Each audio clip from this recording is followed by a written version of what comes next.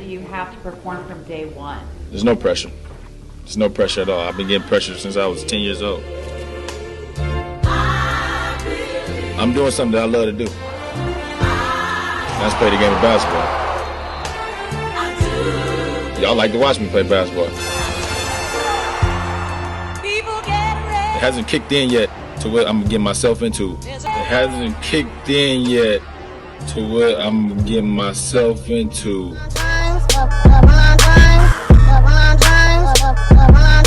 Welcome back to Calculated Confusion Exposed. Today we are going to be covering, of course, LeBron James. His occultic ties has granted him favoritism in the NBA. We are going to look at several clips that first show him pledging his allegiance. Then we will take a look at how these occultic ties has garnered him favor in the NBA.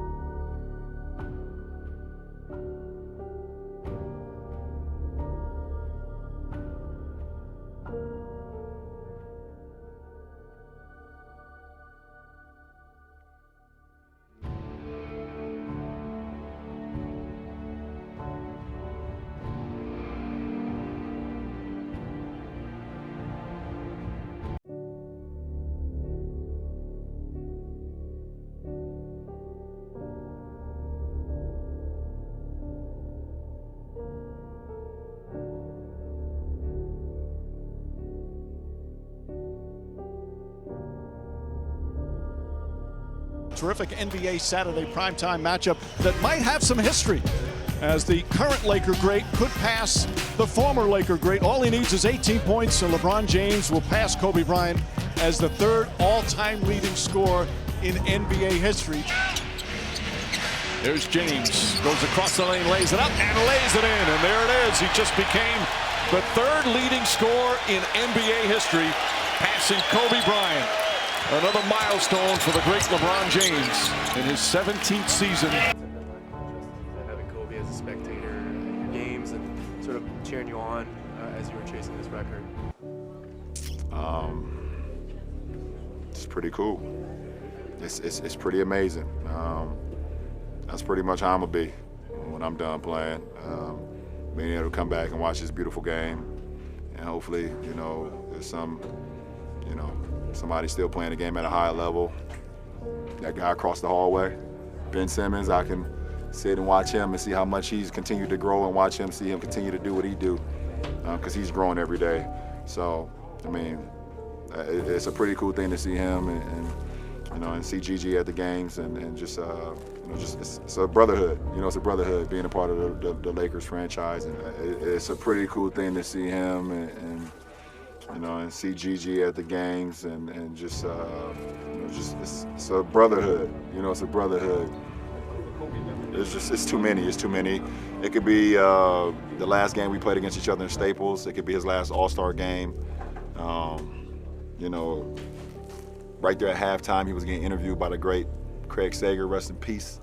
That is an unbelievable moment right there. And I went over there and hijacked his interview, you know, so us winning a gold medal together, some of the things that us going to some of the other events for Team USA, you know, watching Phelps or, you know, so many different things that we did together as teammates. So, you know, like I said, I was a 15-year-old kid who was able to meet him. I was in awe, you know, and he gave me a pair of his shoes. It's not just one. It's impossible to just single out just one of them, but it's cool to know that you have the support of one of the all-time greats that ever played this game, and someone that you admired to be like on the floor and do the things, win championships, be young, and be remembered. You know, you don't have that much time to play this game, and you know, if you're able to be remembered, you know, for the great things that you did, the positive things that you did, you know, making people feel, you know, great about what you did, that's a pretty cool thing. So I wrote on my shoes tonight. I think I put Mamba for life, 824 KB, because it's really that mutual. So. Good evening, everyone. Thank you for joining us. I'm Don Lemon. Right now, so much of the world is just in shock and disbelief, trying to process what has happened today and make some sense of this gigantic loss. Here's what we know right now, and even though it has been several hours, it is still stunning to say the words that Kobe Bryant, the legendary NBA star, is dead tonight. His adorable 13-year-old daughter, Gianna, known as GJ, also dead tonight. A pilot, all dead. The helicopter they were traveling in crashed outside of Los Angeles. No word yet on why it crashed, but it went down and it caught fire on a hillside in Calabasas, California, about 30 miles outside of Los Angeles. Everyone on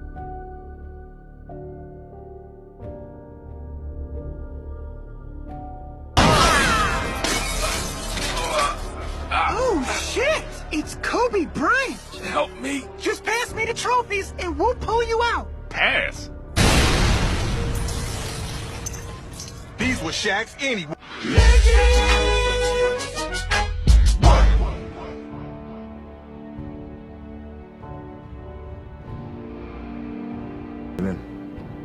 Black Mama doesn't end. Heroes come and go, but legends are forever.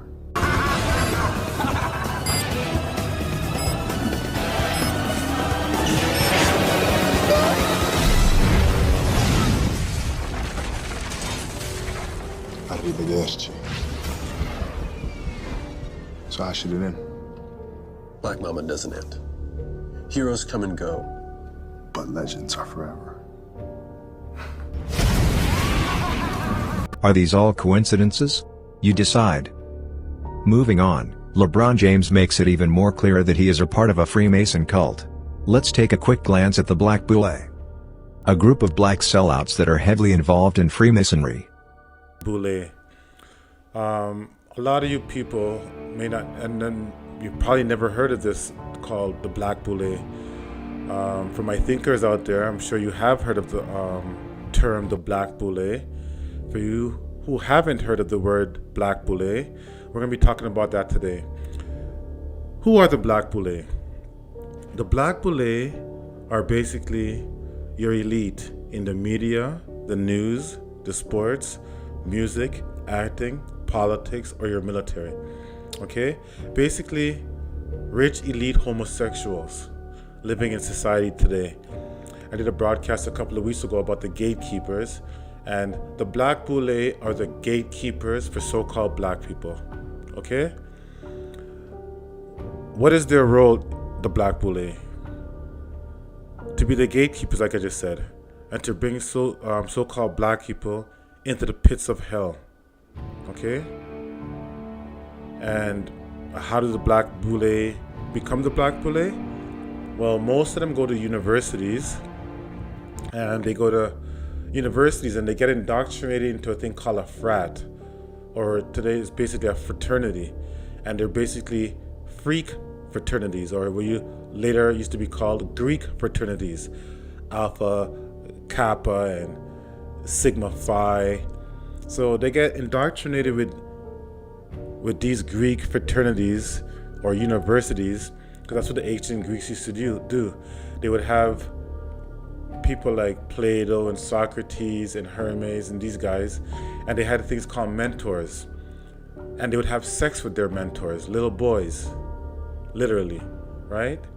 So when you go and you're in a university and they pick you to be in these frats, they do a thing called hazing. And when they do this hazing, they put you through a whole bunch of really gruesome rituals that you have to go through. And if you pass these rituals, they literally brand you. So you might see some football players with some grotesque skin flesh wounds on their shoulders or their side or their arms. It's because they got branded. And they're brothers and sisters for life, okay?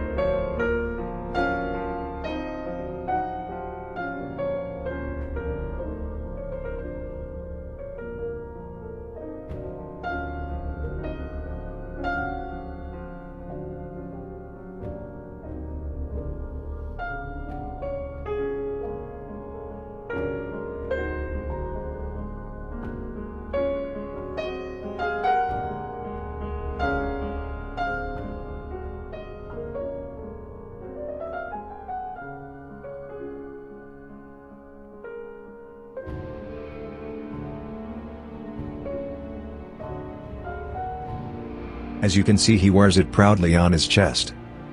The final thing we are going to look at is the level of favoritism he receives in the NBA. Let's just roll the clips. Number 5, the Cavs' ridiculous luck. In 2011, the Cavs had a 2.8% chance of getting the first pick. They actually had 2 lottery picks that year, but the one that landed first was the pick they got from the Clippers, and that was only a 2.8% chance. The other pick landed at number 4, which they used to draft Tristan Thompson.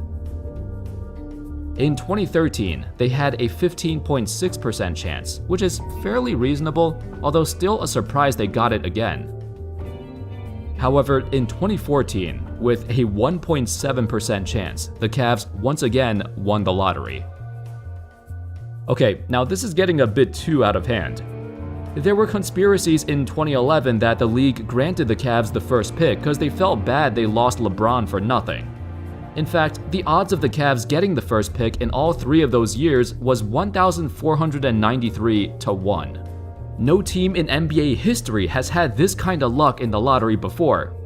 If you consider the circumstances surrounding this, with 2010 being LeBron's departure and 2014 being LeBron's return, it's starting to look sketchy. The time period seems way too convenient. While 2011 was a huge topic of debate, it was the 2014 lottery that caught my attention. In the 2014 offseason, LeBron returned to Cleveland, and coincidentally, the Cavs got the first pick with just a 1.7% chance. What's even more convenient is that the Cavs needed this pick in order to trade for Kevin Love, who LeBron wanted on the team. Did LeBron somehow predict the Cavs' 1.7% chance would win the first pick, and told them he'd only return if they made the trade for Love? Here's the timeline of events. In May, the NBA lottery was broadcasted, with the Cavs winning the first pick. In June, the NBA draft commenced, with the Cavs drafting Wiggins. In July, LeBron announced his return to Cleveland. In August, Wiggins got traded to Minnesota for Kevin Love. So basically, let's say the Cavs did not get the first pick. They likely would not be able to trade for Love. This means LeBron probably would not return, as he preferred to play with another star. He made that very clear. Or did the league already know LeBron would sign with Cleveland long before he announced it, and purposely give the first pick to the Cavs so they can acquire Love, so LeBron can return and immediately play alongside two other superstars? I mean, that's a great homecoming story, and the NBA loves these kind of stories. But it just seems so unlikely for all of this to happen in a perfect timeline, unless something was going on behind the scenes. Number 4. When you're a competitor, you will do anything to gain an advantage over the next guy. In 2011, when LeBron couldn't win a championship in Cleveland, he took his talents to South Beach to join Chris Bosh and D Wade, creating the NBA's first super team. He was expected to win by everyone. At the time, he hadn't won his first chip, and everyone was doubting the king. Fortunately, in his 4 seasons with the Heat, he won 2 championships, silencing all the haters and cementing himself in the GOAT conversation. But in 2013, IBN Sports Wrap covered a story about an employee named Jessica, who worked for a health clinic just outside of Miami called Biogenesis of America. The founder, a man by the name of Anthony Bosch, infamously known for supplying PEDS to top baseball players such as A-Rod, Milwaukee Brewers outfielder Ryan Braun, and a handful of others connected to the Biogenesis scandal in 2013. Jessica worked as an assistant for Bosch and kept track of pretty much every financial transfer at the clinic. While keeping track of these financial transfers, one of the initials that stood out to her were LJ, who she claimed to believe was LeBron James. Jessica said that a man by the name Mr. Paul came in every month, once a month, to pick up products for the initials LJ. As for what those products were, Jessica didn't know. However, she did say that Mr. Paul was a friend of LJ's, and coincidentally enough, LeBron's best friend and agent's name is Rich Paul. There's no confirmation that Mr. Paul was in fact Rich Paul, but Jessica said some of her coworkers were 100% sure that LeBron was a client of the clinic and was the person with the initials LJ. The other initials that stood out to her were JN, and confirmed that JN was former Orlando Magic point guard Jameer Nelson. She said Jameer came to the clinic in person, picked up his products, and paid in cash for them. It seems like LeBron is not going to be slowing down anytime soon. In fact, it almost seems like he's getting better. But how?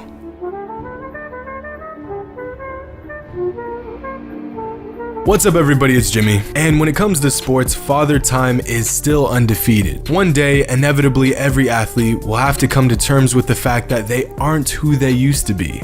How has LeBron somehow transcended time, halted his aging process, and at one point even got more explosive as time passed? I mean, the man is a freak of nature, yes. He'll go down as one of the best athletes to ever touch a basketball. But there may be more to this story. Now, before I dive any deeper into this discussion, I want to make 3 things very clear. 1, I will be making some very bold theories within this video, but I'm not accusing anyone. Within this video, there will be facts that, when strung together, seem to point to a certain conclusion, but I don't have any proof nor any authority on the matter. 2, if you've been following my channel, you know LeBron James is my favorite player of all time. This is not a knock on my man Bron. This is just an analyzation of a timeline of events that seem to all lead back to the same conclusion. And 3, anytime I say the word in this video, I'm gonna censor it.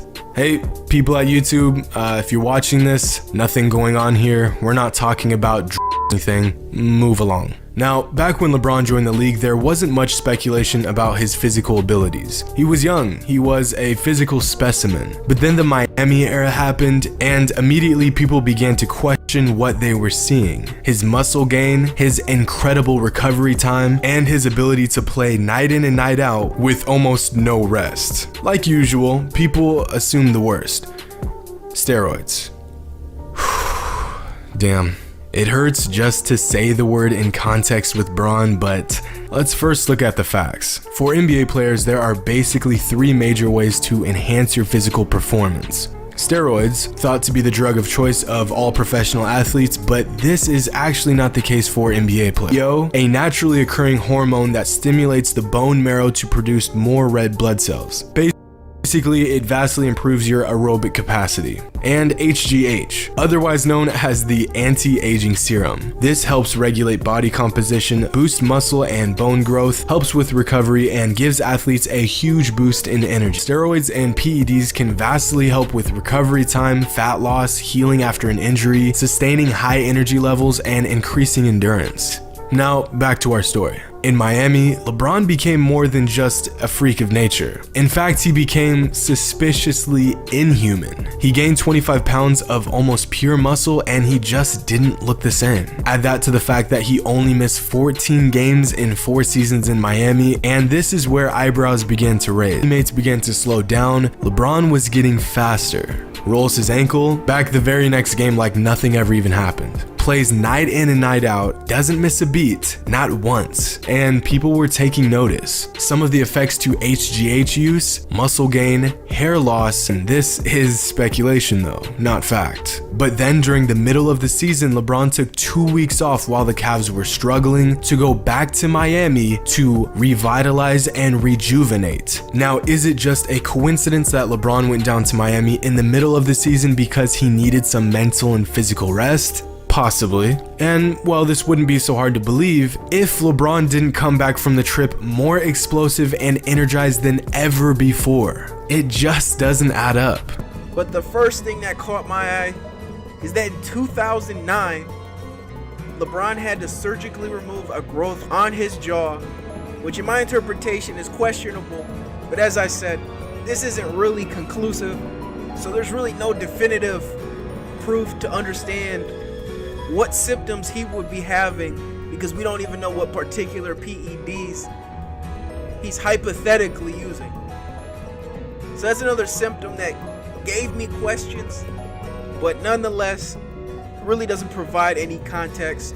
But the one that definitely raised my eyebrows and really gave me inspiration to start venturing back and do some research was the recent article, I want to say written by Brian Windhorst, where he says it was documented that LeBron James in 2014 in the Eastern Conference Finals started the game at 271 pounds and by the end finished at 278. Now, I don't know scientifically how you could even explain that or how that even be possible. Now, this seems like folklore, especially when you first read it, but it's been verified not only by media members, but Miami Heat medical staff have also verified that this actually happened. And in the following offseason, he obviously decided to go back to Cleveland. And this is when the media was highly publicizing his weight loss. He was quote unquote on a new diet, which all was ironically enough around the same time it was being documented that Chris Paul is going to be vehemently fighting against the HGH testing policy in the NBA. Now, not only that, here's a picture of what LeBron was looking like when the season started versus what he looked like in the finals, and easily the most questionable period of his career that will probably be forgotten when it's all said and done.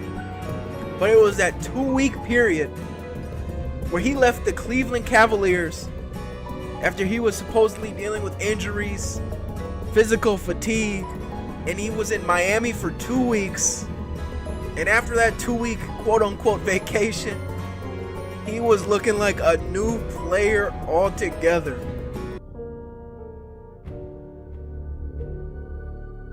It was the home opener for the Los Angeles Lakers on October 25th, 2019. That's right, before this whole pandemic thing. They were set to play the Utah Jazz, but first they had a little presentation, you know, like an intro.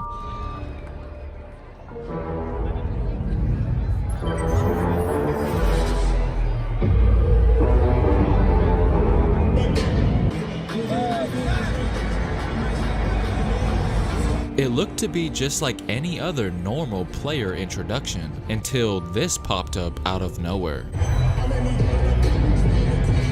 Wait, go back. Pause it right there. What is that? Well, I'll tell you what it looks like. It looks to be some random guy in a full-on hazmat quarantine suit wearing none other than a face mask. Sure, that's nothing unusual nowadays, but let me remind you again of the date that this took place, October of 2019, way before this became a normal everyday thing to see. Okay, I know they clearly had some sort of lab testing theme going on in the video, but that's the whole point of subliminal messaging, to make it appear as something seemingly insignificant, but at the same time, intentionally placing the truth right under your nose, without you even realizing it. I mean, of course the fans in the building didn't think much of it at the time, but the fact that it literally says the word warning constantly throughout the entire thing, I think there was much more going on than what meets the eye. I know you can make something out of anything if you look hard enough, but the fact that I wasn't the only one to notice this adds even more validity. Take a look at this comment, a preview of things to come.